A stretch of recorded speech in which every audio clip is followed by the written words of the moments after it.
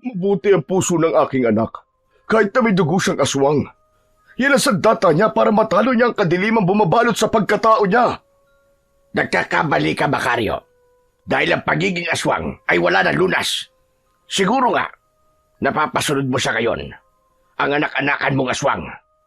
Pero darating ang panahon, lalabas din ang kasamang nasa kanyang dugo at pagkatao. Kaya habang bata pa lamang siya, dapat na siyang mamatay upang hindi na siya makapanakit pa ng ibang tao. Mabilis ang naging pagtakbo ni Macario dahil hinahabol sila ng mga tao sa baryo. Nais nilang paslangin ang kanyang anak na si Aidan dahil sa paniniwala nila na ang sanggol na ito ay isang aswang. Nauna na nilang pinatay ang ina ng sanggol na si Susana, ang asawa ni Macario, kaya hindi siya papayag na pati ang sanggol na ito ay kanilang paslangin din. Tumigil ka, Macario! Huwag mong itakas sa bata! Hindi mo anak ang batang yan! Aswang ang ama ng batang yan! Ako ang ama ng batang to, kaya wala kayong karapatan na saktan siya. Paano magiging anak mo ang batang yan? Nung nabuntis ang asawa mo si Susana, nasa Maynila ka. Nakakatiyak kami na hindi mo anak ang batang yan, kaya ibigay mo na siya sa amin. Para ano? Para magawa niyong saktan ng sanggol na ito, Lolo Landing? Anak ko man ito o hindi, hindi ko siya ibibigay sa inyo. Dahil akin ang sanggol na ito, palalakihin ko siya na ako ang kikilalanin niyang ama. Nababaliw ka na, Macario. Anak ng aswang ang sanggol na yan, tapos gusto pang buhayin. Dahil ang sanggol na ito ang mag-iiganti sa mga tao sa ginawa niyong pagpatay sa nanay niya. Walang kasalanan sa inyo si Susana, pero pinatay niyo siya. Nagawa lang namin yon para hindi na kumalat ang lahi ng mga aswang sa baryong ito. Pinagsamantalaan siya ng aswang nung nasa Maynila ka, kaya siya nabuntis. Maniwala ka sa amin, Macario. Dahil kaming naririto sa baryo, ang saksi sa mga pangyayari. Kaya ang batang yan ay anak ng isang aswang. Kaya hindi siya dapat mabuhay. Hindi ka ba nagtataka? Nasunog na ang katawan ng asawa mo, pero ang batang yan ni Galos ay wala man lang tinamo. Samantalang magkasama silang dalawa. Patunay lamang yan na isa talaga siyang aswang, isang kampon ng kadiliman. Wala nang lugar pa na matatakbuhan si Macario. Nasukol na siya ng taong bayan. Napapaligiran na siya ng mga ito. Bawat isa sa kanila ay may sulong daladala habang nakapalibot sa kanya at sa sanggol. Wala ka na mapupuntahan pa, Macario. Isuko mo na ang sanggol. Kung ayaw mong pati ikaw, ay paslangin din namin. Hindi ko ibibigay sa inyo ang sanggol na ito. Kahit pa napatayin niyo pa ako. Kung ganon, ikaw na ang humingi ng sarili mong kamatayan. Pagkatapos na magsalita ni Lolo Nanding, sumenya siya sa kanyang mga kasama na unti-unting lumapit kay Macario. Sinunod naman yun ng mga taong naroroon. Si Macario naman ay labis na ang pagkataranta ng mga sandaling yun. Ilang di pa na lamang ang layo ng mga tao mula sa kinaroroonan ng mag-ama. Walang ano-ano'y umiyak ng malakas ang sanggol. Tila nararamdaman din ng bata ang panganib na kanilang kinakaharap. Shh! Tahan na anak. Huwag ka nang umiyak. Huwag ka mag-alala. Makakatakas din tayo sa mga taong nais na manakit sa'yo. Ang mga sumunod na pangyayari ay hindi inasahan ng lahat. Kasabay ng malakas na iyak ng sanggol na si Aidan ay ang unti-unting paghaba ng kanyang buhok. Dahil doon ay natigilan ang lahat ng mga lalaking nais lumapit kay Macario. Nahintakutan sila sa kababalaghang nagaganap sa sanggol. Maging si Macario ay hindi makapaniwala sa nangyayaring yun sa sanggol na kanyang hawak. Ano nangyayari sa'yo, anak? Bakit tumahaba ang buhok mo? Anak ka nga ng nanay mo sa isang aswang dahil may ganyang kang kakayahan. O ano? Nakita mo na, Macario? May dugon demonyo talaga ang batang yan. Kaya ibigay mo na siya sa akin. Hindi ko pa din siya ibibigay sa inyo. Isa lamang siyang sanggol na hindi pa alam ang kanyang ginagawa. Kung hindi mo siya ibibigay sa akin, maaaring mamatay ang lahat ng mga kababaryo natin. Dahil tiyak, mag-aasik ng lagim ang sanggol na yan. Huwag niyo agad siyang husgahan. Isa lamang siyang sanggol, hindi niyo ba nakikita? Wala ba kayong mga mata? Hindi ko kayang ibigay sa inyo ang sanggol na ito. Para patayin niyo lamang. Nang sandaling yon, patuloy sa paghaba ang buhok ng sanggol na si Aidan. Dahil sa pangyayaring yon, ay unti-unting napaurong ang mga kalalakihan na tumutugi sa kanila. Nagsitakbuhan sila sa iba't ibang direksyon dahil tila may buhay na gumagalaw ang humahabang buhok ng sanggol. Kahit saan sila magpunta, sinusundan sila ng buhok hanggang sa pumulupot ang mga gumagalaw na buhok sa mga taong inabutan nito. Mahigpit ang pagkakapulupot ng buhok hanggang sa mawalan sila ng buhay. Isa na nga rito ang anak ni Lolo Nanding na si Ronnie na kasamang tumugis kay Macario. Nangingilabot man sa nasasaksihan si Macario, ay pinili niyang huwag bitiwan ang sanggol ng mga oras na yon. Dahil ang sanggol ang tanging makatutulong sa kanya para hindi rin siya magawang saktan at patayin ng mga taong galit na galit sa kanya. Dahil sa pagtatanggol niya sa bata. Ganyan nga anak, ipakita mo yung natatanging kakayahan para malipol silang lahat ng nais manakit sa'yo. Ilang sandali pa, isa-isa nang bumulagta sa lupa ang mga kalalakihang humahabol sa kanilang mag-ama. Wala na silang buhay, maliban kay Lolo Nanding, na mag-isang nakatayo at buhay. Dahil yon sa suot nitong medalyon, kaya hindi makalapit ang humahabang buhok ng sanggol sa matandang antingero. Subalit dahil na rin sa ipinakitang kakayahan ng sanggol, ay hindi din makalapit ang antingero sa sanggol dahil hindi niya batid kung ano pa ang kaya nitong gawin. Walang hiya ka, Macario! Pagbabayaran mo ang ginawang pagpatay ng sanggol na yan sa mga kababaryo natin! At pati na rin sa anak ko! Hayop ka! Kahit saan ka magpunta, tutugisin ko kayo! Isinusumpa ko! At sa muli natin pagkikita, papatayin ko ang batang yan!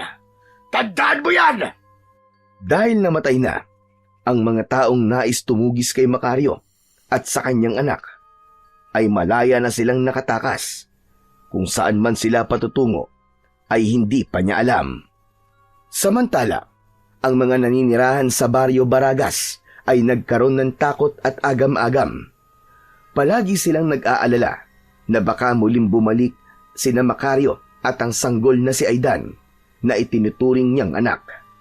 Maaaring magkalat sila ng kababalagan at kasamaan kung sakaling magbalik sila. Ang mag-asawang Lolita at Nanding ay hindi pa din makapaniwala sa sinapit ng kaisa-isa nilang anak. Sinisisi ng babae ang asawang si Nanding dahil sa pagkamatay ng kanilang anak. Kasalanan mo ito eh! Kasalanan mo to, Nanding! Kung bakit kasamang namatay ang anak natin! Dahil nagpadalos-dalos kayo ng desisyon. Dapat sana ay gumawa muna kayo ng plano. Hindi sana humantong sa kamatayan ng mga kababaryo natin. Lalo na ang anak nating si Ronnie. Alam ko, Lolita. Kaya nga labis-labis ang pagsisisi ko. Kahit na magsisi ka pa ngayon, huli na. Dahil hindi na maibabalik ang mga nawalang buhay. Dahil sa aswang na sanggol na yon. Huwag kang mag-alala, Lolita. Hahanapin ko si Macario at ang anak niya. Pagbabayarin ko sila sa kanilang ginawa. Ipaghihiganti ko ang nangyari sa anak natin.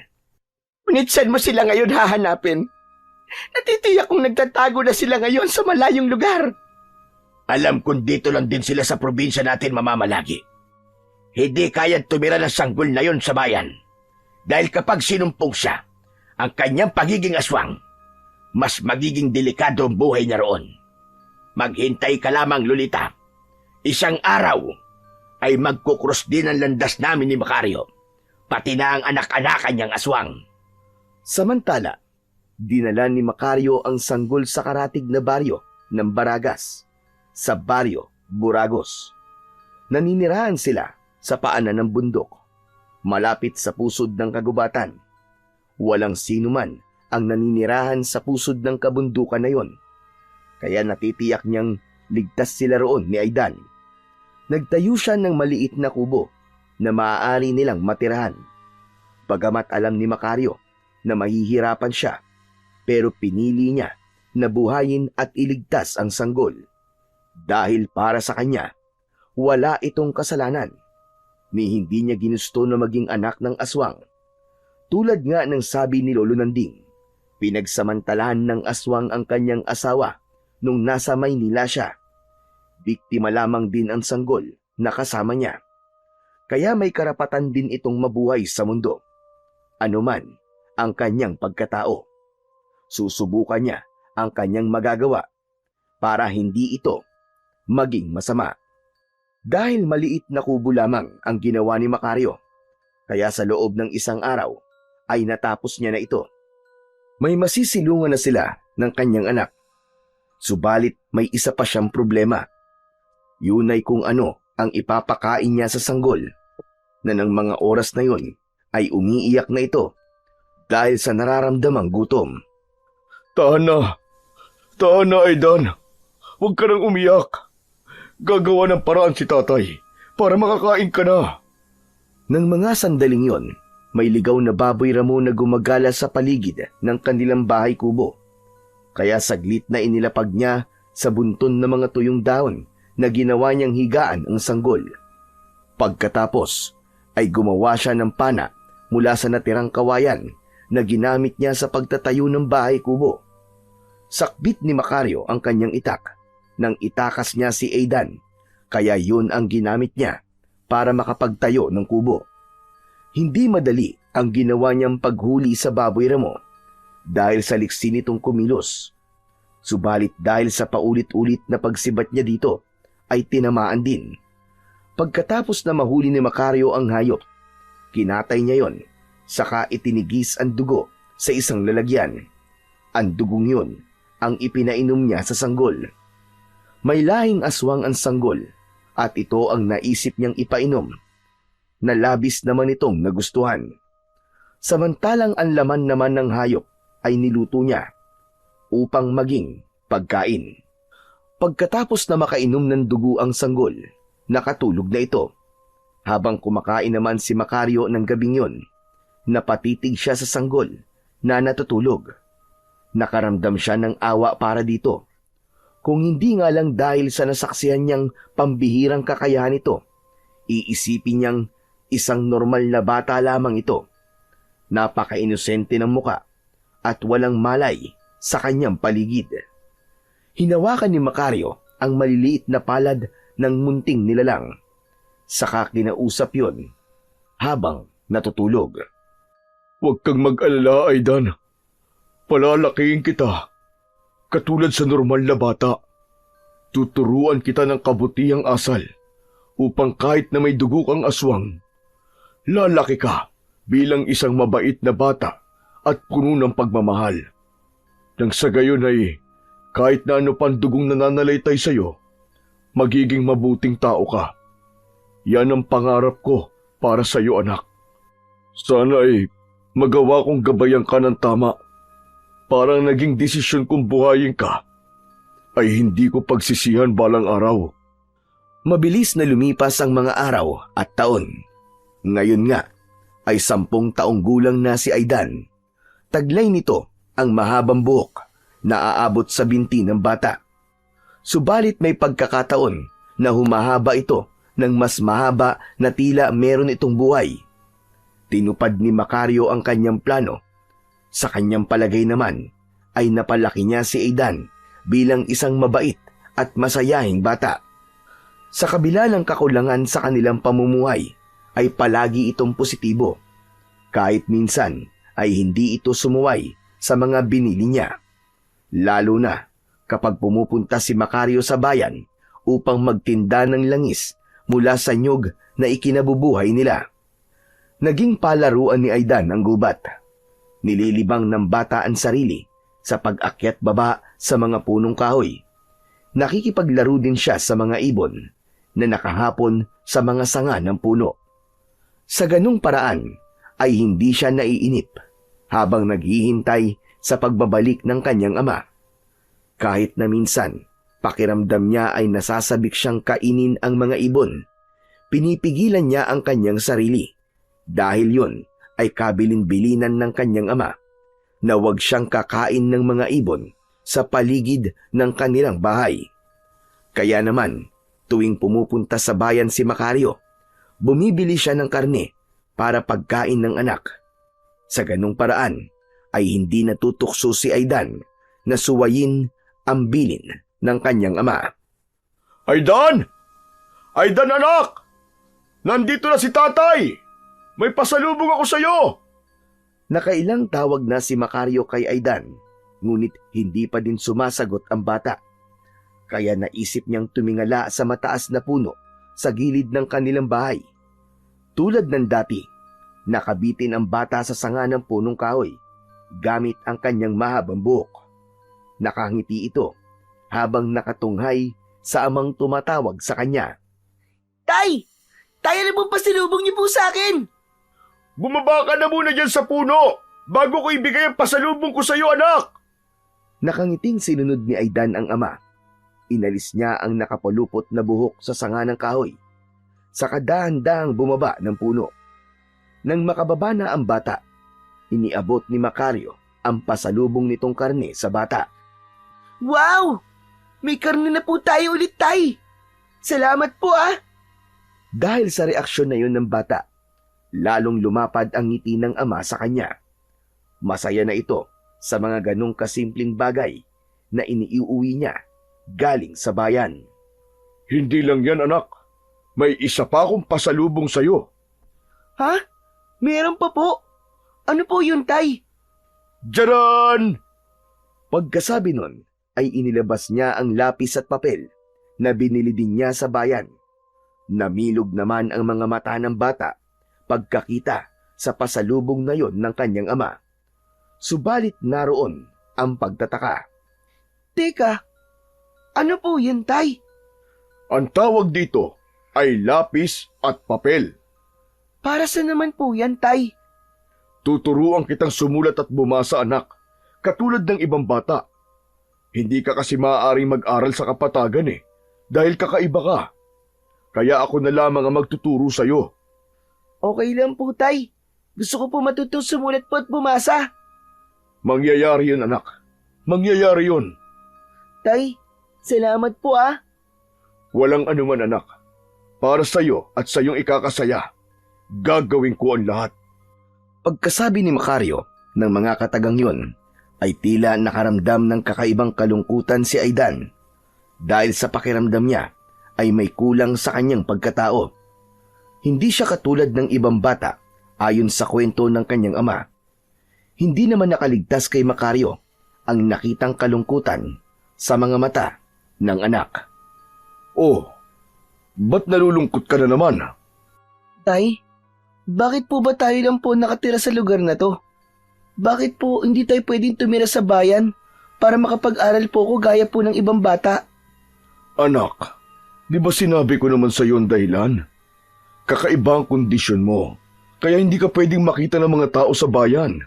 Baka saktan ka lang nila pag nalaman nila ang kakaibang kakayahan mo. Alin po, tay? Yung paghaba po ng buhok ko? Tuwing naglalaro lang naman po ko sa mga puno, sa ako lang po inilalabas ang kakayahan ko po eh. Masama po ba yun? Hindi, anak. Pero hindi lahat ng tao ay tanggap ang kakayahan mong yan. Baka nga yan pa maging mitya ng buhay mo kapag natuklasan nila. Kaya makinig ka na lang sa akin, anak, ha? Dito sa tirahan natin, ligtas ka. Dito sa gubat, walang mananakit sa'yo. Isa pa, masaya ka naman kahit tayong dalawa lang, hindi ba? Opo, tay. Pero gusto ko din po sana makakita ng ibang bata. Gusto ko din po maranasan na nakikipaglaro po sa kanila. Anak, pasensya ka na. Ipinangako ko sa'yo nung isinilang ka na ibibigay ko sa'yo ang normal na buhay sa kabila ng kondisyon mo. Pero bigo kong gawin yon. May mga bagay na hindi ko kayang ibigay sa'yo. Ano po ba talaga ang kondisyon ko, tatay? Palagi niyo po yung sinasabi sa akin eh. Pero hanggang ngayon, hindi niyo pa din po ako sinasagot. Ano po ba yun, tay? Ano po ang tungkol doon? Anak, hindi mo pa maiintindihan sa ngayon eh. Pero pag nasa hustong gulang ka na, pangako, sasabihin ko din sa'yo Pero sa ngayon, makinig ka na muna kay tatay ha. Dahil lahat ng ginagawa ko ay para lamang sa kaligtasan mo. Opo, Tay. Basta pangako niyo po sa akin ha. Isang araw, kapag pwede na po, isasama niyo po ako sa bayan ha. Gusto ko pong makita kung ano pong meron dun eh. Kung ano po ang itsura ng ibang tao. Gusto ko pong makakita ng tunay na sasakyan. Tulad sa mga larawan na nasa librong ipinapakita niyo po sa akin. Sige anak, pangako. Kapag pwede na, lahat ng gusto mong yan ay matutupad. Hindi mapigilan ni Macario ang maluwa ng mga oras na yon. Kung tutuusin, ay napakasimple lamang ng hiling ng kanyang anak. Subalit napakahirap ibigay sa kanya. Dahil ang simpleng hiling na yon ay posibleng maging mitya ng kanyang buhay. Dahil kapag natuklasan ng mga tao ang lihim, nahiwaga ng buhok ni Aidan. Samantala, sa loob ng 10 taon, hindi na nakita ni Nanding ang mag-amang Macario at Aidan. Wala rin silang nabalitaan mula sa karatig na baryo at bayan tungkol sa kinaroroonan ng mga ito. Tuluyan na silang hindi nagparamdam sa baryo Baragas. Subalit kahit na 10 taon na ang lumipas, hindi pa din mawala sa isip niya ang pagkamatay ng kanyang anak. Gusto niyang maghiganti, ngunit paano niya gagawin yon? Hindi niya alam kung nasaan ang mag-ama. Upang maibsan ang sakit na nararamdaman dahil sa pagkawala ng kanyang anak, nililibang na lamang ni Nanding ang kanyang sarili sa kanyang mga gampanin bilang kapitan ng kanilang baryo. Katulad na lamang sa araw na yon, na pagkasundoan ng lahat ng kapitan sa kanilang bayan na maglunsad ng malawakang pagtatanim ng puno sa kabundukan. Lolita, aalis na muna ako ha. Ang gusto ni Kapitan Oka ng kabilang barangay ay maging maaga ang pagtungo sa bundok. Para naman daw makapagtanim na ng mga puno. Nanding, wala naman akong gagawin dito sa bahay. Ano kaya kung sumama kaya ako sa inyo? Ano ka ba naman, Lolita? Malayo ang aming lalakarin. Sa bundok pa yun, sa kabilang baryo. Dumito ka na lamang. Saka mapapagod ka lang doon. Sige na, Nanding. Isama mo na ako para naman malibang ako kahit papano. Saka mainam na ehersisyo yung paglalakad. Hindi ba? Hay nako, ikaw na nga ang bahala. Sige na. Gumayak ka na at aalis na tayo. Baka maiwan pa tayo ng mga kasama natin patungo doon sa gubat. Agad na gumayak si Aling Lolita matapos mapapayag ang kanyang asawa. Subalit pagdating nila sa barangay hall sa kabilang baryo, ay sinabi ng barangay tanod na nakaalis na daw sina Kapitan Oka. Nauna nang nagtungo sa lugar kung saan gaganapin ang pagtataniman ng mga puno. Dahil inakala ni Kapitan Oka na hindi na sila sasama dahil nahuli na sila sa itinakdang oras. Ikaw kasi, ang bagal-bagal mo kumilos kaya tayo naiwan. Pinilisan ko na nga ang paggagayak, Nanding.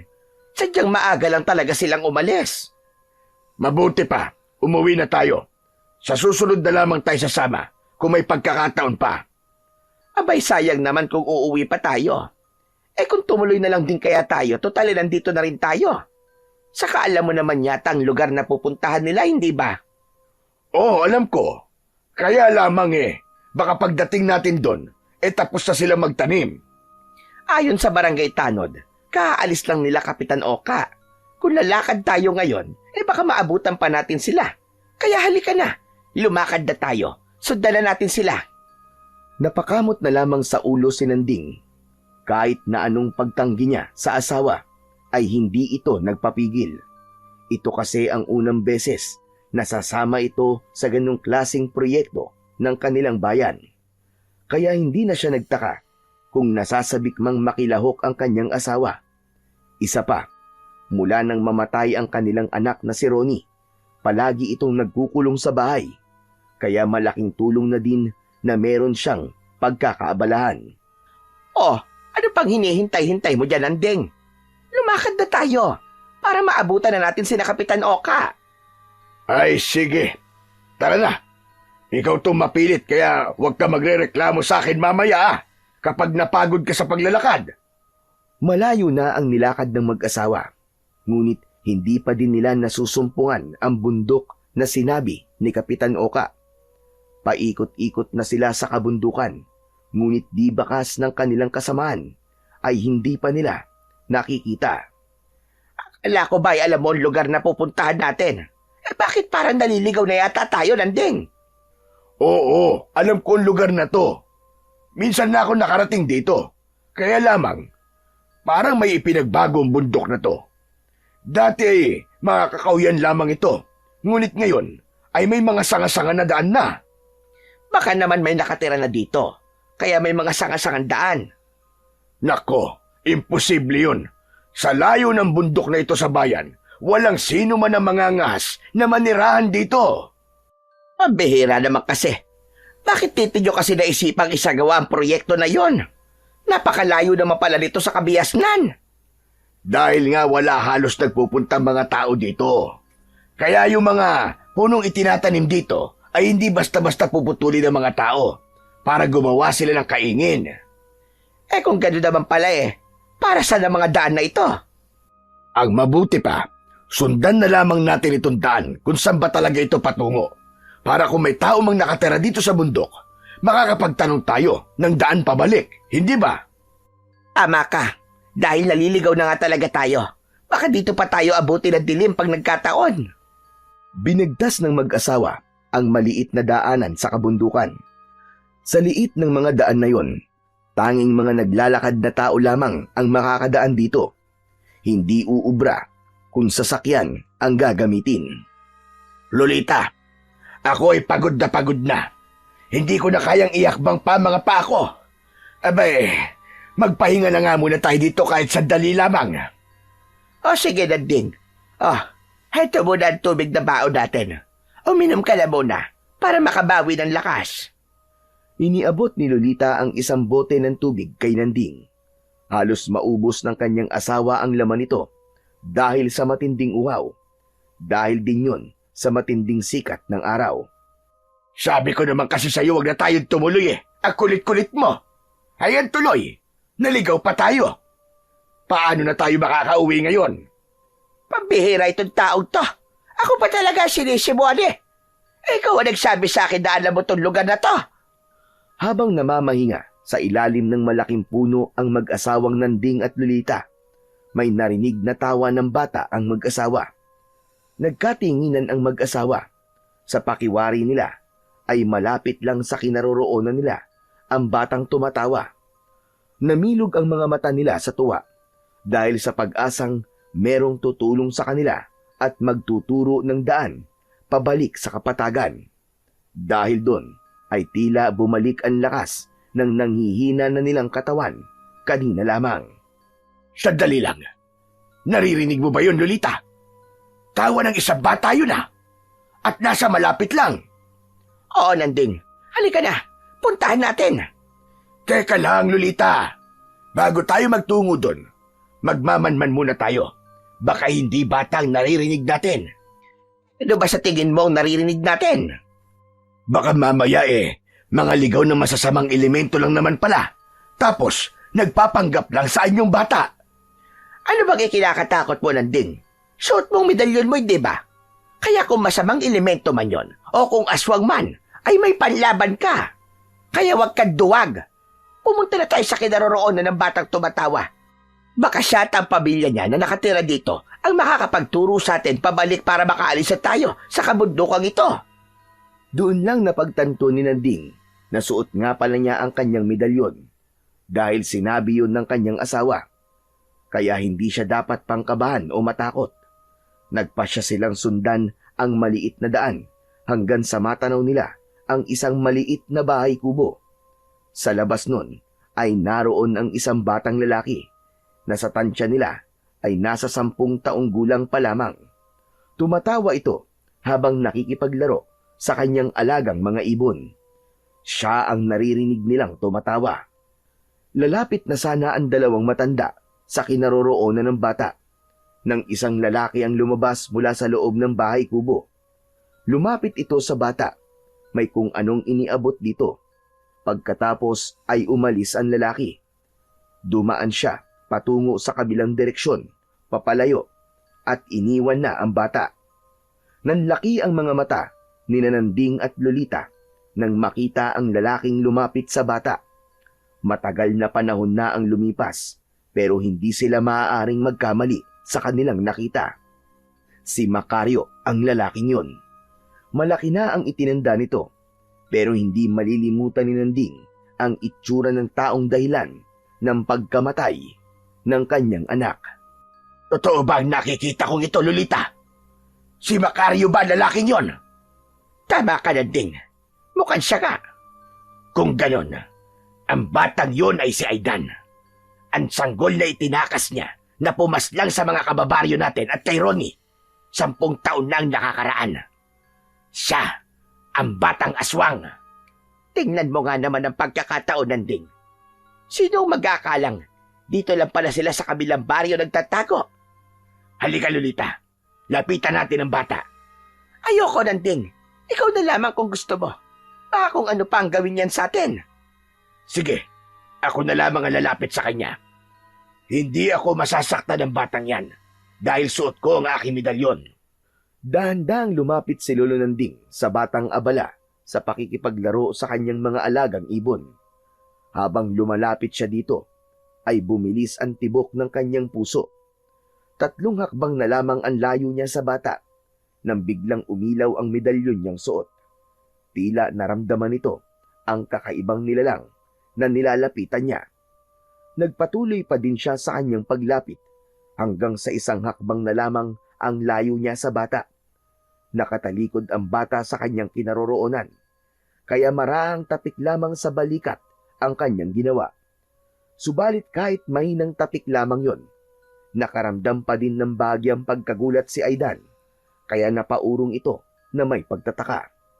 Walang kaalam-alam si Macario na kanina'y umalis at iniwan ang bata. Teka, sino po kayo? Ako si Lolo Atoy. Sa kabilang baryo ko nakatira. Naliligaw ako kaya magtatanong sana ako sa iyo ng daan pabalik sa bayan. Sadyang iniba ni Nanding ang pangalang ibinigay niya sa bata para sa kanyang kaligtasan, upang kung sakaling banggitin ng batang si Aidan sa kanyang ama, ang ginawa niyang pakikipag-usap sa matandang lalaki ay hindi malalaman ni Macario ang kanyang tunay na pagkakakilanlan. Nako, pasensya na po kayo, Lolo. Hindi ko rin po alam ang daan patungo po sa sinasabi niyong lugar Hindi pa po kasi ako nakakarating doon. Ano ka mo? Hindi ka ba isinasama ng tatay mo pag umaalis siya? Hindi po Nandito lang po ako sa kabundukan simula po nung maliit pa ako hanggang ngayon po. Teka nga po pala, kilala niyo po pala ang tatay ko? Paano niyo po nalaman na tatay ko po ang kasama ko po dito sa bahay namin? Wala naman po akong binanggit sa inyo Hindi ko talaga alam. Nahulaan ko lang. Bakit ka nga pala hindi isinasama ng tatay mo sa bayan? Tinitigan sandali ni Aidan ang matandang lalaking kausap. Tinatansya niya sa kanyang sarili kung maaari niya bang pagkatiwalaang sabihin sa matandang lalaki ang totoong dahilan. Ngunit bago pa muling makapagsalita si Aidan, tila may kakaiba siyang naramdaman sa matandang kausap niya. Dahil doon ay unti-unting humaba ang kanyang buhok. Nanlaki at namilog naman ang mga mata ni Nanding sa kanyang nasaksihan. Minsan niya nang nakita ang pangyayaring yon nung sanggol pa lamang ang batang kaharap niya. Mula naman sa lugar na pinag-iwanan ni Macario sa asawa, ay nakita niya ang mga pangyayari na nagdulot ng kaba at pagkabahala kay Lolita. Ano nangyayari sa'yo? Bakit tumahaba ang buhok mo? Hindi ko din po alam, Lolo. Pero wag po kayo matakot sa akin. Hindi ko po kayo sasaktan. Anong hindi mo ko sasaktan? Parang may buhay ang mahaba mong buhok. Napaurong ng bahagya si Lolo Nanding dahil sa kaba at takot. Dahilan para hindi niya mapansin ang nakausling bato sa lupa. Sumabit doon ang kanyang kanang paa, sanhi, para mabuwal siya at pabagsak na napaupo sa lupa. Habang unti-unti namang lumalapit sa kanya ang batang si Aidan at lalong lumalakas ang kaba sa dibdib ng matandang lalaki. Huwag! Huwag! Huwag kang lalapit sa akin! Huwag po kayo matakot, Lolo. Hindi ko naman po kayo sasaktan eh. Hindi ako naniniwala sa'yo. Bakit po ba kayo natatakot sa akin? Dahil isa kang halimaw. Halimaw ka! Hindi po totoo yan. Hindi po ako halimaw. Isa kang halimaw. Lumayo ka sa akin. Aswang ka! Lumayo ka sa akin! Puno ng pagtataka ang bata sa mga sinabi ni Nanding. Hindi niya maunawaan kung bakit sinabihan siyang isang halimaw na isang aswang. Samantala, nang makita naman ni Lolita na papalapit na ang batang si Aidan sa kanyang asawa, ay mabilis itong tumakbo sa kinaroroonan ng dalawa. Nang malapit na siya sa kanila, kumuha siya ng isang bato, saka ipinukul yun sa bata. Tumama ang bato sa ulo ni Aidan, dahilan para tumigil ito sa paghakbang. Hinawakan sandali ang bahagi ng ulo na tinamaan ng bato, na ng pagkakataong yun ay nagdurugo na. Dahil doon ay umiyak ng malakas ang bata. Sinamantala naman ng mag-asawang Nanding at Lolita ang pagkakataon para makalayo sila sa bata. Tinulungan ng matandang babae ang kanyang asawa na agad makatayo mula sa pagkakaupo nito sa lupa. Kahit pipilay-pilay si Nanding, ay pilit na inilakad ang kanyang mga paa upang makaalis na sila sa lugar na yon. Naiwan nila ang bata na umiiyak pa rin dahil sa sugat na tinamo sa kanyang ulo. Samantala, habang nangunguha ng panggatong si Macario sa di kalayuan, ay narinig niya naman ang pag-iyak ni Aidan. Agad siyang umuwi ng bahay upang tignan kung anong nangyari sa bata. Naabutan niya itong nakaupo habang hawak ang ulo at patuloy sa pagdurugo. Agad siyang lumapit sa kanyang anak na labis ang pag-aalala. Ano nangyari sa'yo, anak? Bakit dumurugo ang ulo mo? Halika na nga muna sa loob ng bahay para magamot ko sugat mo. Tay, may dalawang matanda pong pumunta dito kanina sa bahay natin. Tapos, sinaktan po nila ako. Nasaan ang mga matatandang sinasabi mo? Wala na po sila, tay eh. Tumakbo po sila, nagmamadali po silang umalis. Tinulungan ni Macario na maitayo ang anak na nakaupo sa lupa. Inalalayan niya ito hanggang sa pumasok sila sa loob ng bahay kubo. Pagkatapos na maihatid ang bata sa loob, ay muli siyang lumabas upang kumuha ng halamang gamot. Dinikdik nito ang halamang gamot, saka ibinalot sa loob ng tela at itinali sa ulo ng bata upang maampat ang pagdurugo ng sugat nito. Matapos ang ginawang yun ni Macario, nagpatuloy siya sa pagtatanong sa kanyang anak. Anak, nagpakilala ba sa'yo mga taong pumunta dito sa bahay natin? Atoy daw po ang pangalan ng matandang lalaki. Yung kasama niya pong babae, hindi ko po nakilala eh. Yung matandang babae po na yun ang bumato sa ulo ko, tay. May ginawa ka ba sa kanila, anak? Kaya kanila sinaktan? Wala po, tay. Nakikipagdaro lang po ako sa mga kaibigan kong ibon eh. Tapos po bigla po silang dumating. Tapos po nun, lalapit po sana sa akin yung matandang lalaki. Bigla pong umaba yung buhok ko, tay. Natakot po siya yata sa akin eh, kaya sinaktan po nila ako. Pero maniwala ka po sa akin, tay, wala po akong ginawa sa kanila. Lalong hindi ko po sila planong saktan. Natuwa nga po ako eh, dahil ngayon lang po ako nakakita ng ibang tao. Yun ang nga ba ang sinasabi ko eh. Kaya nga ayaw kitang ipakita sa ibang tao, anak. Dahil baka saktan ka lang nila. At hindi nga ako nagkamali, hindi ba? Sinaktan ka nila, anak. Talaga palang masasama ang mga tao, tay. Kaya sa susunod po na makakita ko ng ibang tao dito sa gubat, hindi na po ako magiging mabait sa kanila. Pag sinaktan nila ako, gaganti po ako sa kanila. Anak, huwag mong gagawin yan. Pero masama po sila, tay. Kahit na maging masama sila sa'yo, dapat maging mabuti ka pa rin sa kanila. Sinasabi niyo po bang hayaan ko silang saktan po nila ako, tay? Kahit wala po akong ginagawa sa kanila. Ganun po ba ang gusto niyo? Hindi ko po ipagtatanggol ang sarili ko. Buong buhay ko po, nagtatago po ako dito sa mga tao. Dahil sa takot niyo po, nasaktan nila ako. Gayong kaya ko naman pong ipagtanggol ang aking sarili sa pamamagitan po ng aking mahabang buhok. Pero nag-usap na tayo tungkol sa bagay na yan, hindi ba? Hindi mo gagamitin yan sa kahit na kanino para makapanakit ka. Tay, pagod na po ako sa pagtatago. Gusto ko po ng normal na buhay katulad ng ibang tao. Anak, kahit kailan, ay hindi ka magkakaroon ng normal na buhay tulad ng ibang tao. Yan ang tatandaan mo. Bakit nga po? Lagi niyo na lang po yung sinasabi sa akin, pero hindi niyo po ipinapaliwanag po sa akin ang dahilan. Tulad na lamang na sinabi sa akin ng matandang lalaki kanina. Bakit? Ano ba sinabi ng matandang lalaking pumunta dito kanina? Sinabi niya po na isa akong halimaw. Isa daw po akong aswang. Ano? Sinabi niya sa yun? Opo. Kaya umamin na po kayo sa akin, Tay. Totoo po ba't sinasabi niya na isa po akong aswang? Nakikiusap po ako sa inyo, Tay. Sabihin niyo na po sa akin ang totoo. Saglit na nag-isip si Macario.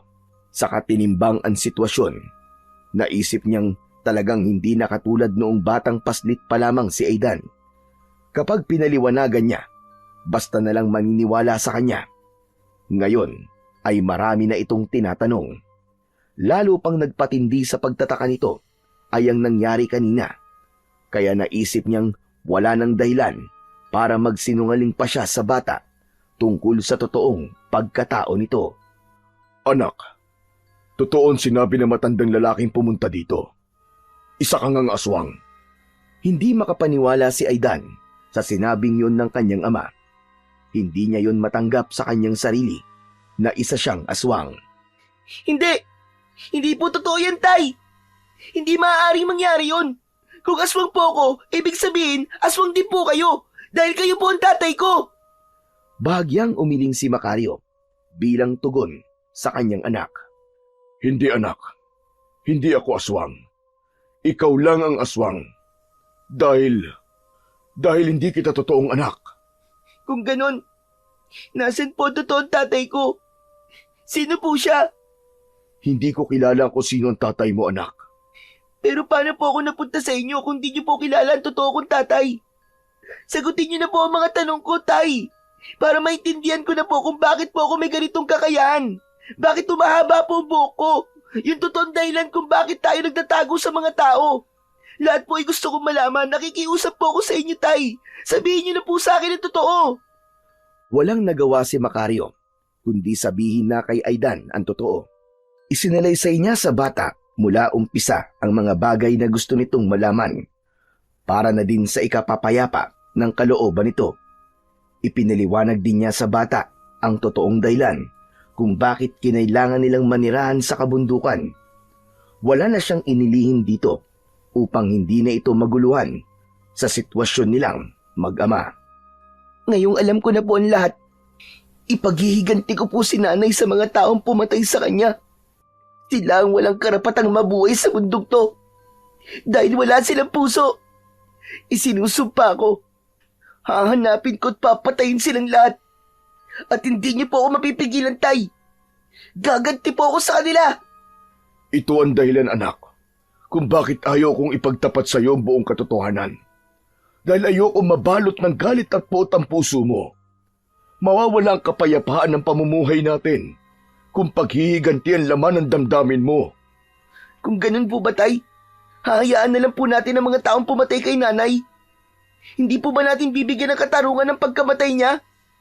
Anak, wala na rin ang mga pumatay sa nanay mo. Maliban kay Nanding. Siya lamang ang nakaligtas dahil sa medalyong suot niya.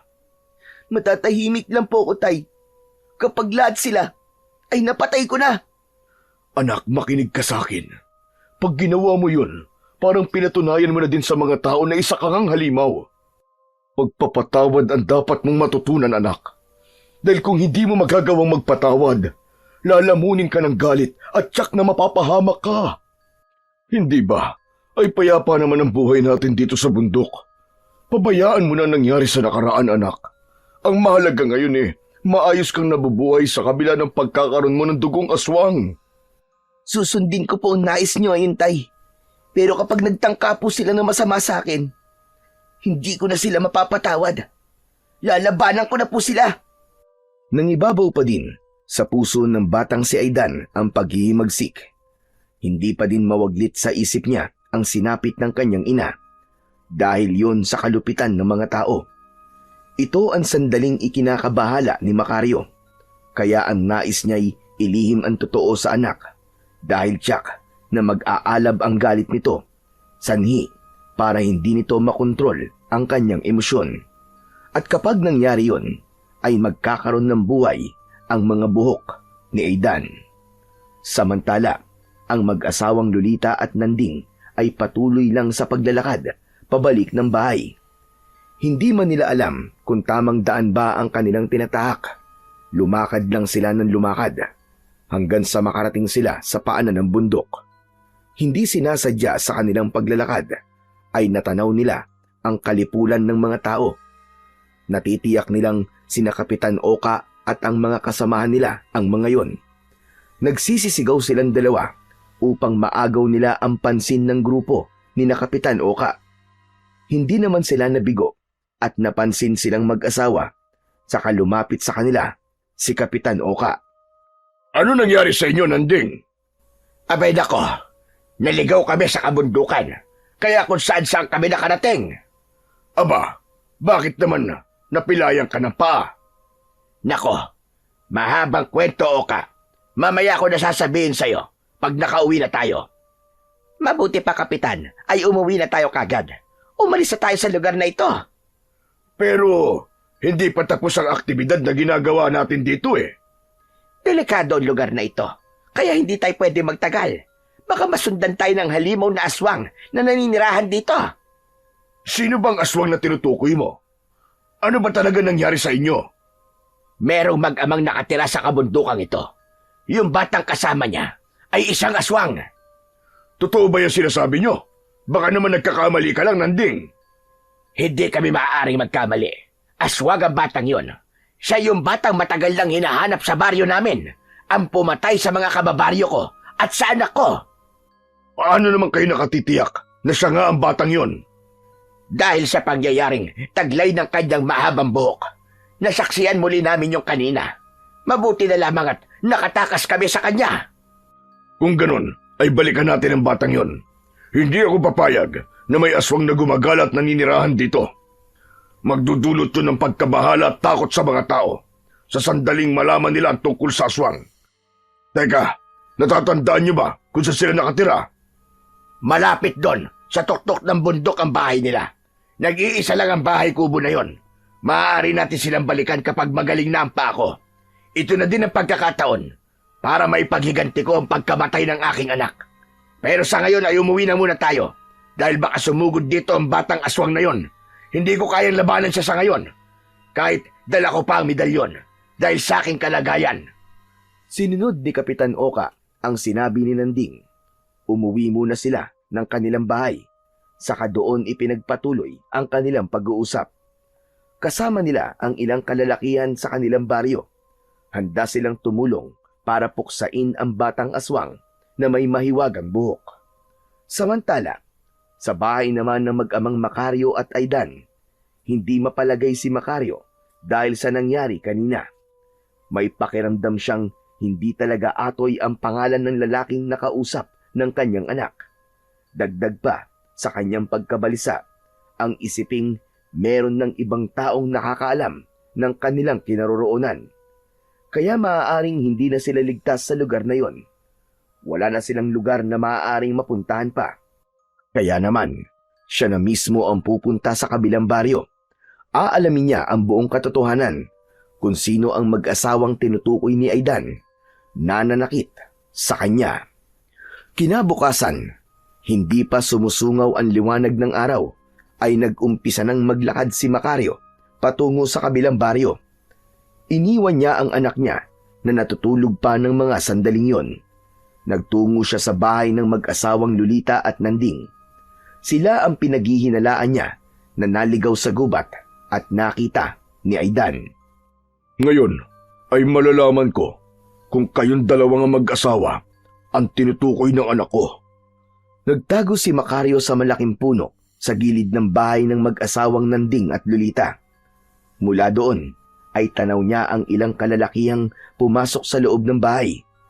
Nang isara ni Lolita ang pintuan ng kanilang bahay, lumapit si Macario sa gilid ng dingding na sawali na nakadikit ang tenga.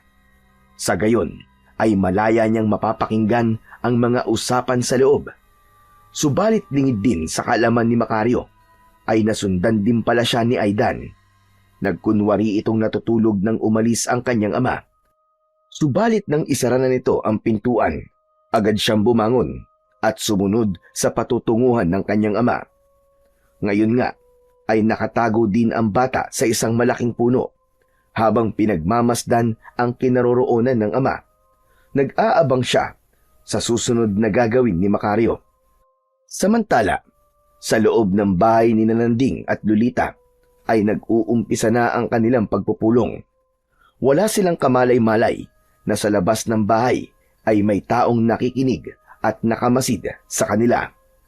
Salamat naman at dumating kayo sa ipinatawag kong pagpupulong. Ibinigay na namin sa iyo kahapon ang aming salita. Natutulong kami sa pagtugi sa batang aswang.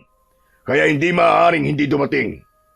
Napakinggan ni Macario ang sinabi ni Oka at nagtangis ang kanyang mga ngipin. Totoo nga ang kanyang hinala na ang mag-asawang ito ang tumungo sa bahay nila kahapon. Bagamat nagpupuyos ang kalooban, nagpatuloy siya sa pakikinig sa usapan ng nasa loob. Kung ganon, ay ano sa palagay nyo maaari nating gawin para madali nating mapatay ang batang aswang? Nanding, hindi pagpatay sa kahit na kanino nais kong maging solusyon sa sinasabi niyong batang aswang. Ano ka mo? Kung hindi natin sila papatayin, maaaring tayo mapatay nun pag nagkataon. Pero Nanding, hindi kaya napakasama nating tao para gawin yun sa kanila? Hindi ba pwedeng kausapin na lang natin sila na wag nang maminsala sa ating mga baryo? Dahil kung totoo man ang sinabi nyo kahapon na sanggol pa lamang ang batang yon nang umalis sila ng baryo, ibig sabihin ay nasa 10 taon na silang naninirahan sa kabundukan na yon. Ngunit ni isa man sa aking mga nasasakupan ay wala ko nabalitaan na biktima ng aswang. Kaya maaaring hindi masamang aswang ang batang yon, lalo na't isang mabuting tao ang nag-aalaga at nagpalaki sa kanya. Hindi tayo maaaring magpakampante na lamang.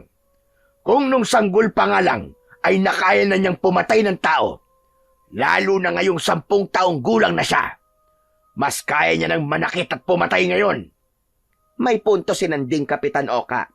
Kaya makinig ka na lamang sa amin. Ginagawa namin ito para sa kaligtasan ng nakararami. Napabuntong hininga si Kapitan Oka. May punto nga ang matandang lalaking kausap niya. Maaaring nung batang paslit pa nga ang aswang, ay hindi nito nalalaman kung paano gamitin ang kanyang kapangyarihan. Ngunit habang lumalaki siya, kasabay nun, ay lumalakas din ang taglay niyang kapangyarihan.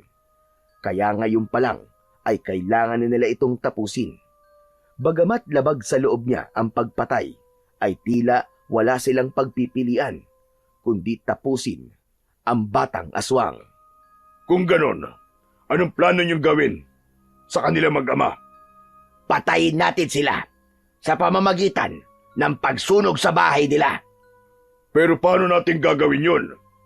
Hanggang dun na lang ang pag-uusap na narinig ni Macario mula sa loob ng bahay, sapagkat hininaan na nila ang kanilang mga boses. Halos bulong na lamang sila kung mag-usap. Ganun pa man, alam na ni Macario ang posibleng gawin ng mga tao na yon sa kanila ni Aidan. Papatayin sila sa pamamagitan ng gagawing pagsunog sa kanilang tinitirhan. Apoy ang gagamitin ng mga ito para patayin silang mag-ama. Nang mga sandaling yon, ay nakaabang pa din si Aidan sa susunod na gagawin ng kanyang ama. Nakatitig lang ito habang nakatago ang kalahating bahagi ng katawan sa malaking puno. Samantala, sa loob naman ng bahay ni Nanding ay tila nakaramdam siya ng pagkabalisa dahil sa biglang umilaw ang kanyang medalyon. Senyalis yun na may kakaibang nilalang na malapit lang sa kanyang paligid. Kaya dahan-dahan siyang lumabas ng bahay. Nilinga ang buong paligid kung may kakaiba ba doon.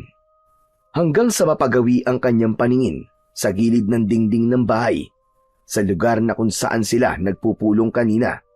Nakita niya roon ang isang lalaking nakatalikod. Marahang lumapit si Nanding upang hindi siya maramdaman ito. Sino ka? Ano ginagawa mo dyan sa gilid ng dingding ng bahay ko?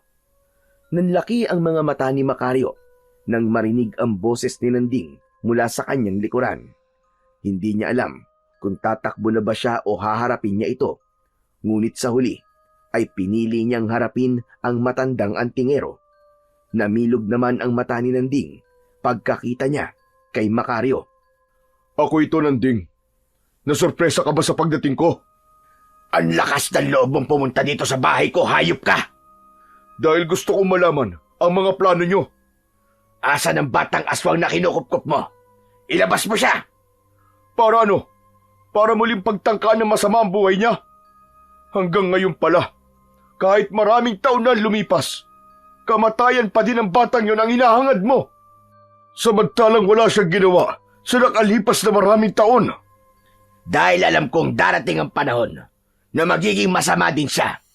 Dahil yun sa dugong dumadaloy sa kanya. Hinuhusgahan mo na kagad ang inosenteng batang ang nais lamang ay mabuhay ng normal. Bagamat yan ang paniniwala nyo, ay may isa akong pakiusap sa inyo. Narito ko, hindi para makipag-away o gumawa ng gulo. Naparito ko para balaan kayo na wag nang muli pang lumapit sa anak ko. Matagal na kaming nananahimik, kaya hayaan nyo na kami. Ano ang gagawin mo kung hindi kita pagbibigyan sa gusto mo? Alam nyo ang kayang gawin ni Aidan. Nasaksiyan nyo yun minsan. Subalit sa kabila nun, ay lagi ko siyang pinapayuhan na huwag siyang gagawa ng masama sa kanyang kapwa. Ngunit kung patuloy kayo magiging masama sa kanya, baka hindi niya na makontrol ang emosyon at makagawa na siya ng hindi maganda. Ang sabihin mo, masama talagang dugong nananalaytay sa kanya. Kaya hindi na ako magtataka kung darating ang araw na magagawa niyang pumatay ng mga taga-baryo dahil isa siyang aswang. Aalis na ako, Nanding. Mukhang wala namang patutunguhan ang pag-uusap natin na to. Basta binalaan ko na kayo. Kaya wag niyo akong sisisihin kung ano man ang maging resulta ng binabalak niyo. Pagkasabi nun, ay akmang tatalikod na sana si Macario upang umalis na. Subalit, nagtangkang lumapit si Nanding para pigilan siya. Kaya lamang, namali siya ng hakbang at nawalan ng balanse dahil sa diferensya nito sa paa. Naging dahilan yun para matumba at mabuwal sa lupa si Nanding. Yun ang tagpong naabutan ni Lolita at ni Kapitan Oka na lumabas ng bahay. Nakita nila na nasa harapan ni Nanding si Macario. Agad na nilapitan ng matandang babae ang kanyang asawa at tinulungang makatayo. Talagang napakasama mo para saktan ng isang matandang kagaya ni Nanding. Wala akong ginawa sa kanya. Kusa siyang nabuwal dahil sa maling hakbang niya. Bigla na lamang siya lumapit sa akin eh. Sinungaling ka. Kaya dapat sa'yo at sa anak mo ay mamatay. Bahala kayo sa kung anong gusto niyong isipin. Dahil malinis ang konsensya ko. Sandali. Sino ba ang taong ito? Siya ang ama ng batang aswang. Siguro, may masamang plano. Kaya nandito siya. Sa halip na magpaliwanag si Nanding sa mga nangyari, ay pinili nitong manahimik. Dahil ang nais din niya ay gawin ang kanilang napagplanuhan. Samantala, mula sa punong pinagtataguan ni Aidan, ay nasaksiyan niya ang buong pangyayari. Kita niya kung paano maging malupit ang mga tao sa kanyang ama. Sinisisi sa kasalanang hindi naman niya ginawa. Kaya ng mga pagkakataong yun ay hindi na siya nakatiis pa. Lumabas na siya sa kanyang pinagkukublian, saka lumakad patungo sa kinaroroonan ng kanyang ama. Ikinagulat naman yun ng mga taong naroroon. Maging si Macario na walang kaalam-alam na nasundan pala siya ng kanyang anak. Ikaw, hindi ako maaaring magkamali. Ikaw ang matandang babaeng nanakit sa akin. Tapos, gusto mo din saktan ng tatay ko ngayon? Isinama mo ba talaga ang anak mong halimaw dito? Bakit, Macario? Akala mo ba ay natatakot kami sa kanya? Nang mga oras na yon ay umusal ng orasyon at dasal si Nanding sa kanyang suot na medalyon. Subalit ang ipinagtataka niya, tila wala yung bisa sa kanyang medalyon dahil imbis na lumiwanag ito, dilim ang kanyang nababanaag sa medalyon. Kahit ilang ulit niyang gawin ang dasal at orasyon ay tila bingi ang kanyang medalyon. Walang pagbabagong nangyayari. Ano nangyayari sa medalyon mo? Bakit dito gumagana? Hindi ko rin alam, Lolita. Matagal ko ng tangan na medalyon na ito. Ngunit ngayon lamang nangyari ito na hindi sumagot sa aking orasyon. Bakit biglang pumalya? Mapait na ngiti ang pinakawalan ni Macario para sa mag-asawang nasa kanilang harapan. Sa kamay panguuyam na nagsalita. Alam ko kung bakit nababalutan ng dilim ang medalyon mo. Yun ay dahil nababalutan ng poot at galit at pag-iiganti ang puso mo. Ngayon mo sabihin sa amin ng anak ko kung sino ang totoong nakakatakot sa ating lahat. Pagkatapos na magsalita, ay lumingon si Macario sa anak niyang si Aidan. Pinalapit niya si Aidan sa kanya. Halika na anak, pabayaan na natin sila. Wala nang kapangyarihang ipinagmamalaki nila sa atin. Kaya hindi na nila tayo masasaktan. Umuwi na tayo dahil nagsasayang lamang tayo ng oras dito. Hindi natin dapat napatulan pa mga taong masamang iniisip nilang gawin sa kapwa. Kung gugustuhin ko po, pwede ko na po kayong patayin ngayon din. Pero dahil pinalaki po ako ng maayos ng tatay ko, kaya hindi ko po kayo sasaktan. Kahit ilapat man lang ang aking mga kamay sa inyo, ay hindi ko gagawin. Kaya sana po, ay tigilan niyo na po ang kakaplano na masama sa amin ng tatay ko. Dahil sa susunod na magkita tayo muli, at pagtangkaan niyo ako ng masama magiging tatay ko, ay ibibigay ko na sa inyo ang kamatayang nararapat para sa inyo. Tinatakot mo ba ako, bata? Hindi po.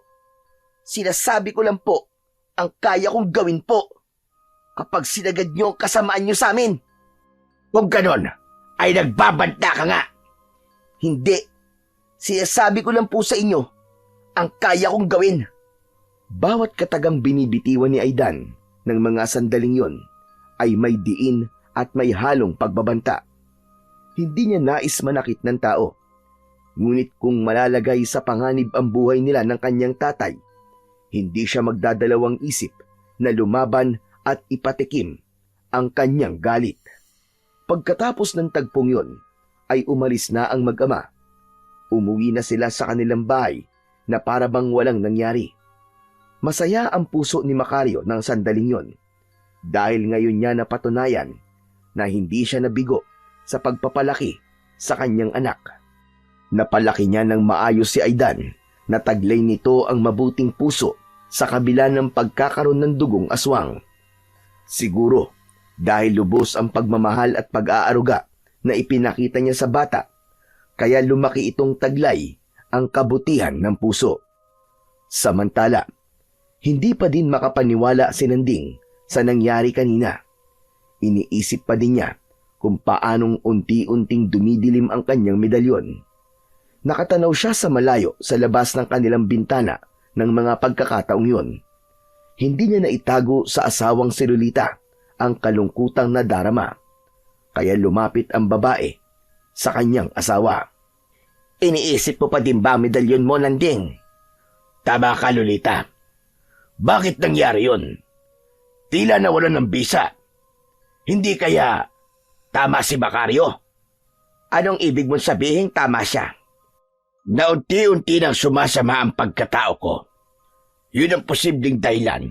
Kaya nawawala ng kapangyarihan ng aking medalyon. Pinaniniwalaan mo naman siya. Ewan ko. Kaya lamang, yun ang nangyayari. Baka dahil din sa plano namin ni Kapitan Oka. Yun ay ang sunugin namin na mag-ama hanggang sa mamatay sila.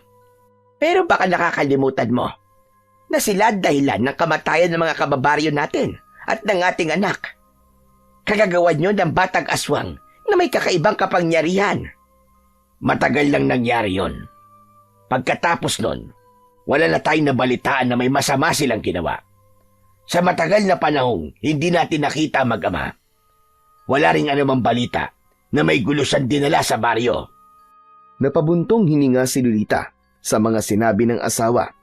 Saka tumabi siya kay Nanding sa harap ng bintana habang nakatanaw din sa kawalan. Sa kabila nun, nag-iisip pa rin kami ng masama laban sa kanila. Dahil labis-labis ang sakit na nararamdaman mo nang mawala ang kaisa-isang anak natin, Nanding. Kaya ka naging ganyan. Tama ka, Lolita. Hanggang ngayon ay nasasaktan pa rin ako.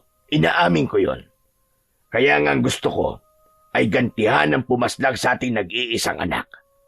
Matatahimik lamang ako kung may paghihiganti ko siya at mabibigyan ng katarungan. Yun nga kaya ang tama mong gawin. Bakit, Lolita? Naisip ko kasi, Nanding, matanda na tayo. Kahit pa makapaghiganti ka at mapatay mo ang mag-ama, hindi na maibabalik pa ang buhay ng ating anak. Tama naman ang sinabi mo, Lolita. Kaya nga, bakit hindi na lang natin gugulin ang ating natitirang buhay sa paglilibang at pagsasaya para magpatawad? Laban kakaunti na lang din ang taong ilalagi natin dito sa mundo. Nagbago na yata ang ihip ng hangin sa'yo, Lolita. Kanina lang sumasang-ayon ka sa gusto kong mangyari. Ngunit bakit ngayon ay tila nagbago na ang lahat sa'yo? Dahil ba sa mga sinabi ni Macario? Nabilog na ang ulo mo? Hindi naman sa ganun, Nanding. Ang sakin lang naman meron siyang katwiran. Kung ibigay na lang natin sa isa't isa ang kapayapaan ng buhay, tama na ang gulo at itigil na rin natin ang paghihiganti. Tigilan na ang sakitan dahil pareho lang din tayong nawalan ng mahal sa buhay.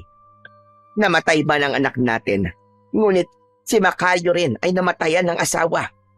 Kaya pareho lang nating nasaktan ng isa't isa. Sapat na ang gantihan, tama na. Dahil madadagdagan lamang ang buhay na mawawala. Pero ikaw din ang nagsabi na matanda na tayo at kamatayan na din ang ating kahantungan. Kaya hindi na mahalaga sa akin kung mapaaga man ang kamatayan ko. Gusto kong bawian ng buhay na nagawa kong ipaghiganti ang ating anak. Ang sabi ko nga, maaaring ikapahamak mo yon. Pero wala akong magagawa kung maging matigas ang ulo mo at hindi mo ako pakikinggan. Pagkatapos ng pag-uusap na yon ng mag-asawa, ay nagtungo si Lolita sa puntod ng kanilang anak.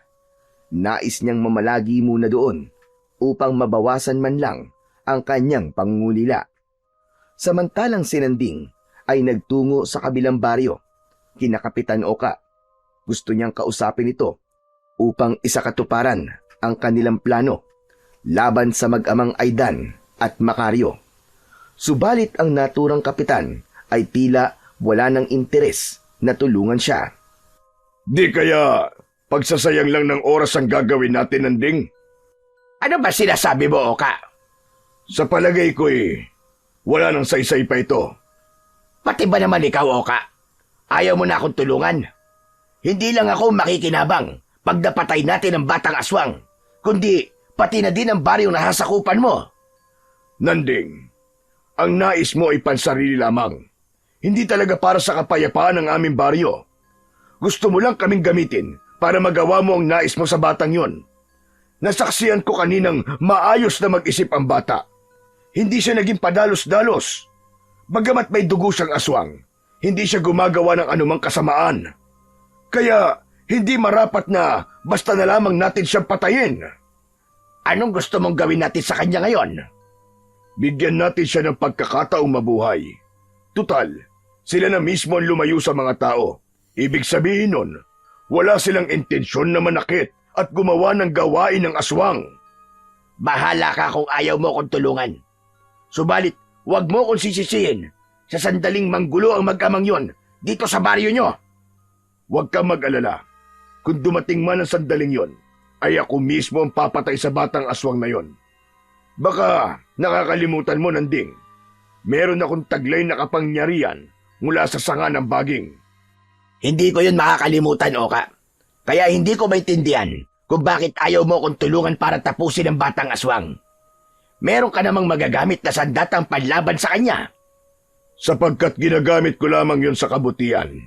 Hindi rin para sa pansariling nais lamang. Lalo na ang pumatay para lamang maghiganti.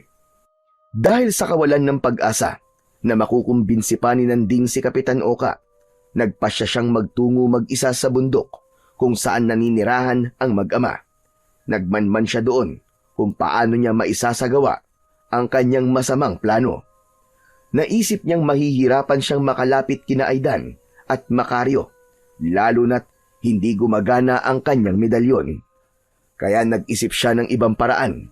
Ang tanging mahalaga sa kanya ay ang magtagumpay sa kanyang pakay. Kung paano niya gagawin yon, ay tanging siya lamang ang nakakaalam. Dahil kulang pa sa pagpaplano, ay bumalik muna si Nanding sa kapatagan. Nagtataka naman si Lolita sa ikinikilos ng asawang si Nanding ng mga sumunod na araw. Wala itong imik at tila malalim lagi ang iniisip. Hanggang minsan ay nakita niyang abala ang asawa sa paggagayak ng karne na pinamili nito sa bayan. Inilagay yun ni Nanding sa isang bayong. At para mabigyan naman ng kasagutan ang pagtataka ni Lolita, ay nilapitan niya ang kanyang asawa upang kausapin at alamin ang tungkol sa mga karne na inilagay sa loob ng bayong. Saan mo dadalhin ang mga karne na yan? Bakit ang dami naman yata? Dadaling ko to kina Aidan at Macario. Pupunta ako sa kanila mamaya, pagkatapos ko maihanda. Sandali, ano naman ang gagawin mo doon? Ako na nakakaalam nun, Lolita. Nanding, ang sabi ko tigilan mo na kung ano man ang mga plano mo. Lolita, dadaling ko mga karning ito doon para sa batang si Aidan. Makikipag-ayos na ako sa kanila. Totoo ba, Nanding?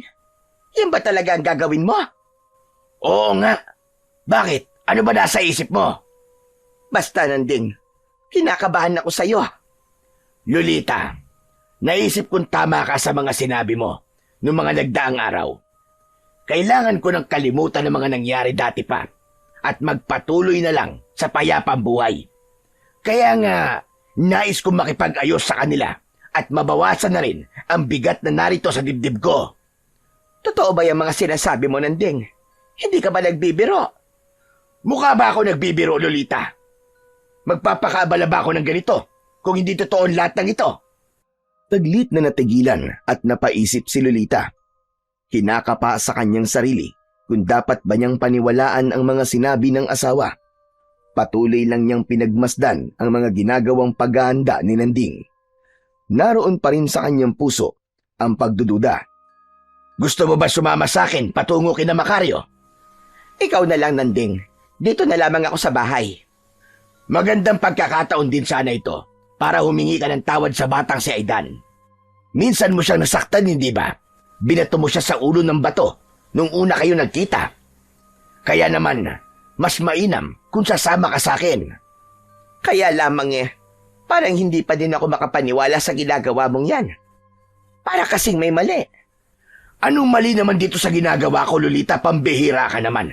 Hindi ba yun ang gusto mo? Ang kalimutan na ang nakaraan.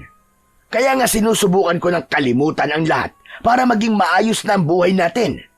Hindi ka pa din ba naniniwala? Hindi lang talaga ako makapaniwala na talagang makikipag-ayos ka na sa kanila. Pagod na ako mabuhay sa galit, Lolita. Ang gusto ko na lang ngayon ay mabuhay ng payapa at walang anumang iniisip. Hindi ba't yun ang sinabi mo sa akin? Kaya nga dapat ay maging masaya ka na ngayon. Salamat naman kung ganon. Kung yan talaga ang dahilan mo, sasama na ako sa iyo sa pagpunta kina Macario at Aidan para makahingi ng sorry sa kanila. Subalit ang mga sinabi ni Nanding sa asawa ay taliwas sa kanyang pinaplano. Itinago niya yon dahil ayaw niyang maging sagabal ito. Lahat ng mga ginagawa niya ay parte ng kanyang mga plano. Magpapanggap siyang mabait sa harap ng mag-ama para makalapit siya sa mga ito.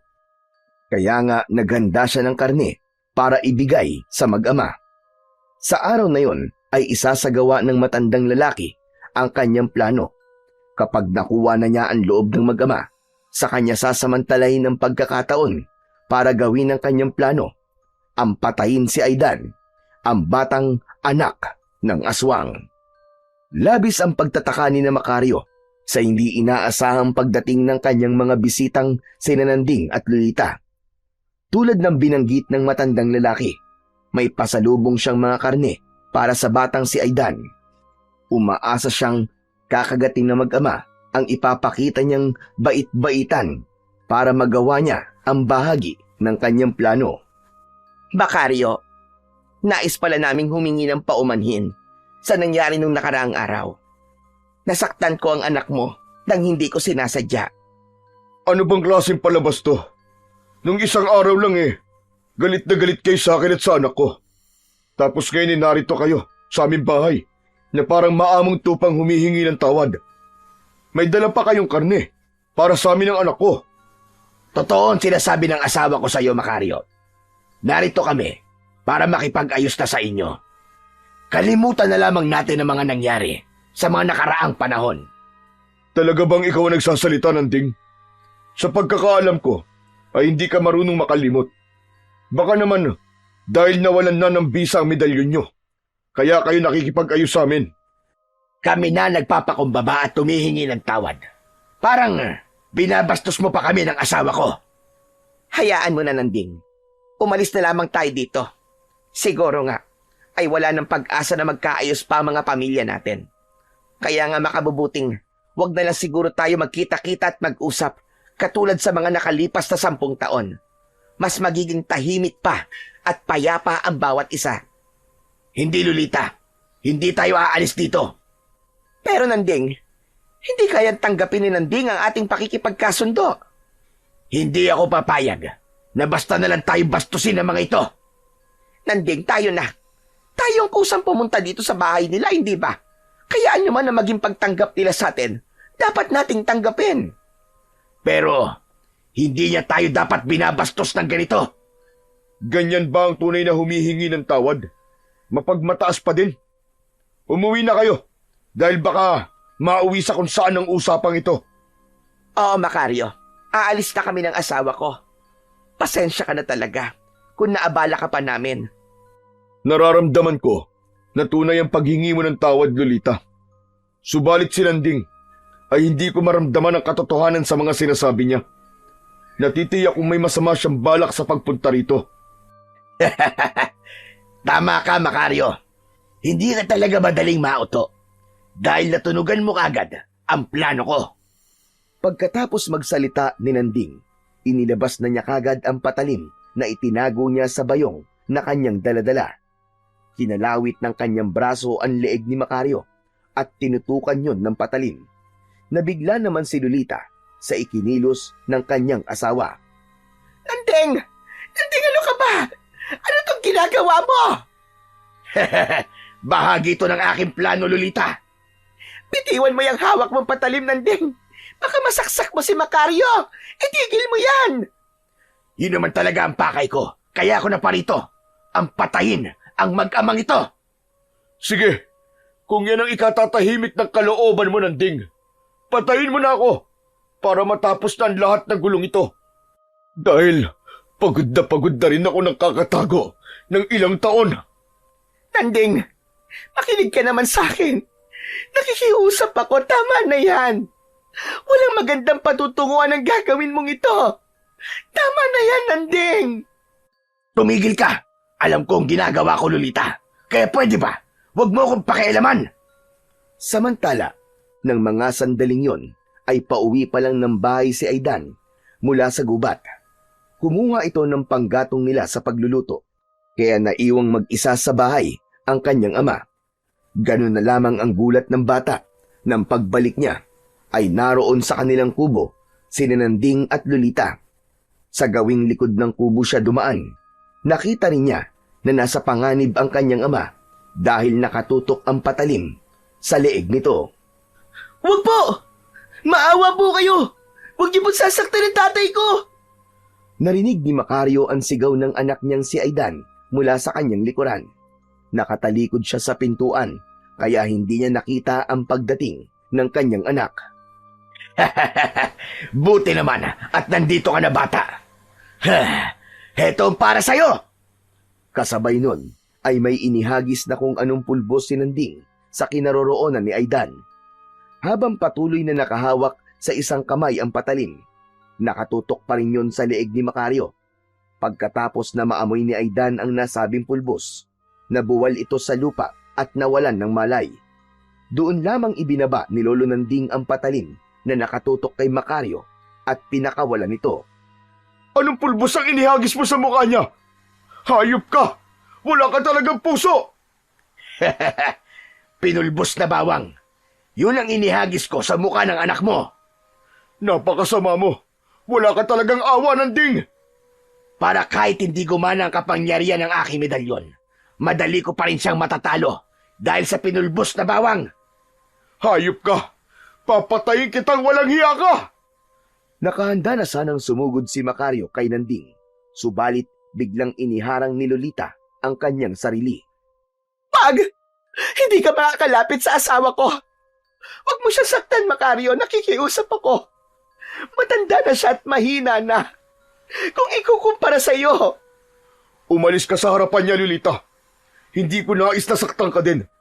Yang masamang asawa mo lang ang nais kong saktan. Ano na, Macario? Mahina ka pa rin hanggang ngayon. Kasi, puso pa din ang pinapairal mo. Hindi ka makakalapit. Dahil sa nakaharang ang asawa ko sa katawan ko. Yang kahinaan mong yan ang magiging sandata ko para matalo ka sa laban natin. Pasensya na, Lolita. Pag hindi ka pa umalis dyan sa harapan ng asawa mo, mapipilitan akong pati ikaw ay saktan ko. Sige, gawin mo yon. Saktan mo na ang asawa ko. Ipakita mo na ang tunay mong kulay na may tinatago ka ding kasamaan sa pagkatao mo. Hindi na nakayanan pampigilan ni Macario ang kanyang sarili. Hinila niya ang braso ni Aling Lolita upang maialis ito sa pagkakaharang sa katawan ni Nanding. Yun ang sandaling hinihintay ng matandang lalaki. Dahil sa pagkatapos na makaalis ang katawan ng kanyang asawa sa kanyang harapan, inundayan niya na kagad ng saksak sa tagiliran si Macario. Masaganang dugo agad ang lumabas sa kanyang tadyang, kaya unti-unting nabuwal sa lupa si Macario at bumagsak na walang malay. Dahil nga sa pangyayaring yon, napatakbo sa labas ng bahay si Lolita. Hindi niya malaman kung saan siya tutungo ng mga sandaling yon, hanggang sa maisip niya si Kapitan Oka. Tutungo siya sa bahay ng kapitan upang humingi ng tulong. Nais ni Lolita na pigilan ni Kapitan ang kanyang asawa sa ginawa nitong pananakit sa mag-ama. Pero may kalayuan yon mula sa gubat.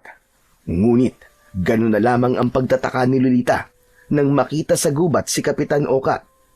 Dahil nalaman ng kapitan ang ginawang pagtungo ni Nanding sa lugar ni Macario. Naisip ng kapitan na may gagawin itong hindi maganda, kaya nagpasya itong sumunod sa kanila. Anong nangyayari sa inyo, Lolita? Bakit ka umahangos? Kapitan, tulungan niyo po ako. Tulungan niyo ako. Si Nanding, nandun siya kina Macario. Halos magkanda utal-utal sa pagsasalita ang matandang babae dahil sa matinding takot. Kaya nga ako nandito sa gubat dahil nalaman kong itinuloy pa rin ni Nanding ang plano niya. Sumama kayo sa akin, Kapitan Oka. Sinaksak ni Nanding si Macario. Magmadali tayo, Kapitan. Baka pati yung batang si Aidan ay mapatay na din niya. Mabuti na lang talaga at naisipan kong dalhin ang aking sandata. Isang kakaiba at pambihirang baging ang taglay ni Kapitan Oka. Minana pa niya yon sa kanyang mga ninuno. Nagagamit niya ito para sa pagtatanggol at paggawa ng mabuti. Pagdating ni na Kapitan Oka at Lolita sa lugar ni na Macario, ay naabutan nilang nakatali ang bata sa isang sanga ng puno. Wala roon ang ama ni Aidan. Pabaliktad ang ginawang pagtali ni Nanding sa katawan ng bata. Ang ulo nito ang nakatutok sa lupa, samantalang ang paa naman ay nasa itaas.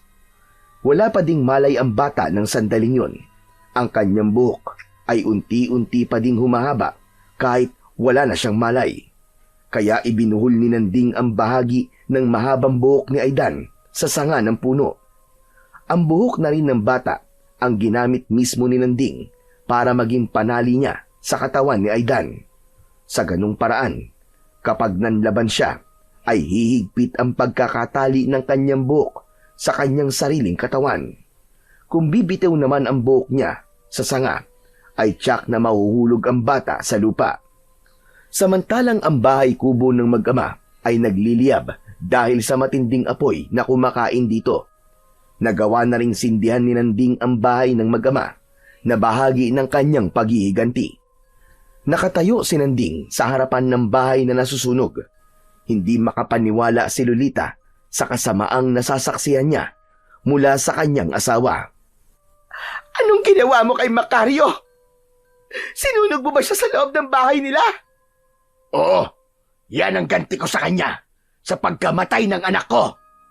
Napakasama mo, Nanding. Hindi mo na dapat ginawa yun sa kanya. Sa tingin mo ba, ay ikakatuwa ng anak mo ang kasamaang ito na ginawa mo?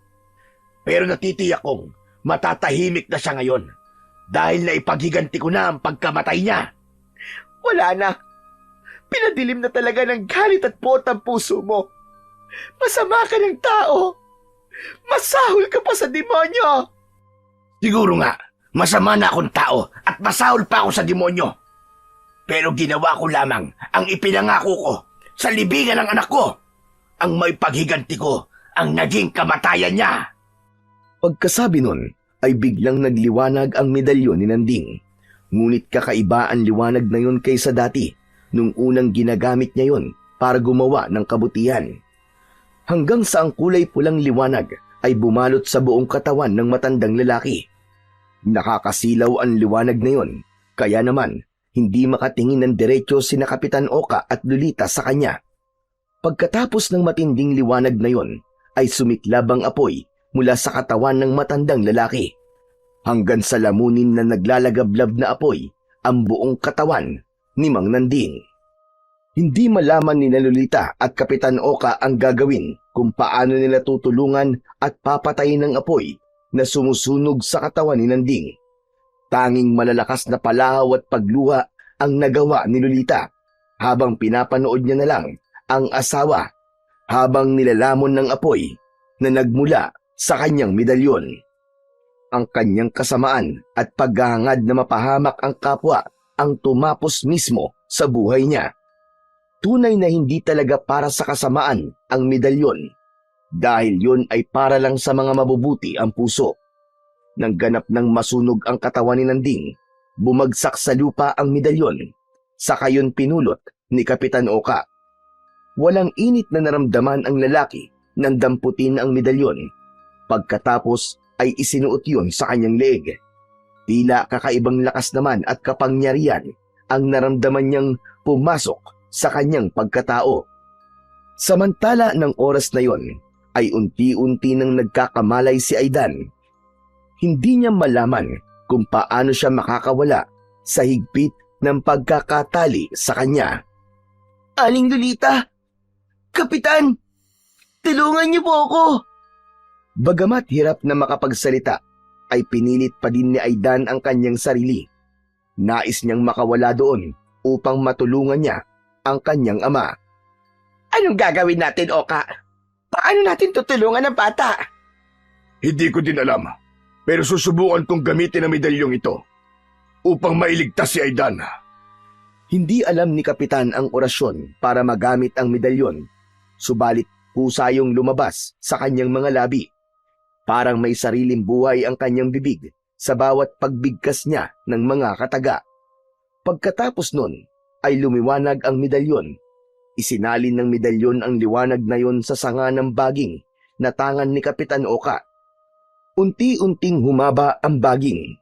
Pagkatapos ay tila may buhay itong pumulupot sa katawan ni Aidan na nakasabit sa sanga ng puno.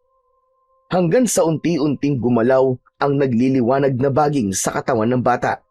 Dahan-dahang ibinaba ng mahiwagang baging ang katawan ni Aidan sa lupa. Nang sandaling yon, akala ni na Kapitan Oka at Lolita ay bibitiwan na ng mahiwagang baging ang katawan ng bata. Subalit nanatili itong nakapalupot sa kanya. Nang ganap nang makabalik sa normal ang haba ng buhok ng bata, unti-unting kumilos ang mahiwagang baging patungo sa ulo niya. Pagkatapos ay pumulupot naman yun sa kanyang buhok. Sa kakusang nalagas ang mga buhok ni Aidan. Naubos ang lahat ng kanyang buhok, sanhi, para maging kalbo siya. Pagkatapos ay nabalot na matinding liwanag ang katawan ng batang si Aidan. Dahil sa liwanag na yon, ay halos hindi siya makita ni Lolita at Kapitan Oka. Saglit pa ay may lumabas na napakaitim na usok mula sa kanyang mga mata. Nang makalabas na sa katawan ng bata ang usok, binitiwan na siya ng mahiwagang baging na pumupulupot sa kanyang katawan. Wala itong malay na bumagsak sa lupa. Nilapitan ni Lolita at Kapitan Oka ang walang malay na bata.